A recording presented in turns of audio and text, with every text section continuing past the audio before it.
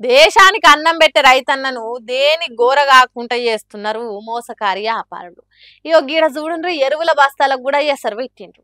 అన్నం పెట్టే అన్నదాతల కండ్లు కప్పి కాసులు పోగేసుకోవాలని ఎంత మోసం చేసిండ్రో చూడుండ్రి. నాగర్ కర్నూలులో నాగార్జున ఫర్టిలైజర్ దగ్గర 28 సంచులు తీసుకుపోయినా. 28 తీసుకపోతే అందులో 2020 పిండి నింపి 1350 పిండిని 1800 బ్లాక్ లో సంచుల నింపి అమ్ముతున్నాడు ఆయన. Nagarjuna fertilizer, Rajender sir. కొత్త సీసాల పాత మందు పోసినట్టు ఈ సంచులు ఇప్పి మందుని మార్చి దందా వేస్తున్నాడట. ఏర్పడకుండా సీలేసి అమాయక రైతులను అంటగడుతున్నాడట. అందరు చూసి చూడనట్టే ఉంటారా, ఎవరో ఒకరు గుర్తుపడతారు కదా. వాళ్ళంతా ఇట్లా బస్తాలు తీసుకొచ్చి బజార్లో వేసిండ్రు. కలెక్టర్ ఆఫీస్ ముందటికి చేరి మమ్మల్ని మోసం చేస్తున్నారని లొల్లి చేసిండ్రు.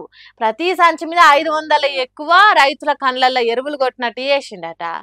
ఎందుకు ఇట్లా చేస్తున్నారు, ఎక్కువ పైసలు తీసుకొని తక్కువ రేట్ మందుని సంచులలో ఎందుకు ఇస్తున్నారని నిలదీస్తే, తీసుకురండి ఎట్లా తప్పైంది, మళ్ళీ మీ సంచులు ఇస్తామని చెప్తున్నాడు ఆయన ముద్దుగా. ఎంత ఈజీగా చెప్తున్నాడు అంటే, ఇంట్లో పిండి ఎట్లా వస్తుంది, పిండి 28 దాంట్లో 2020 ఎట్లా వస్తుంది, రావద్దు కదా అని అడిగితే సింపుల్ గా చాలా ఈజీగా అవి తీసుకురాండ్రి మార్చిస్తా అన్నాడట. ఎంత పెద్ద మోసం సార్ ఇది. ఇప్పటికే ఎంత మంది తీసుకుపోయి పంటలు జల్లి మోసపోయినరో ఏం. మరి వాళ్ళ సంగతి ఎట్లా? వీళ్ళ సంగతి పక్కకు పెడితే అన్నదాతలను ఆగం చేసే దొంగ ఉపాయాలు వేసిన ఆ షాపోన్ మీద గట్టి చర్యలు తీసుకోవాలి.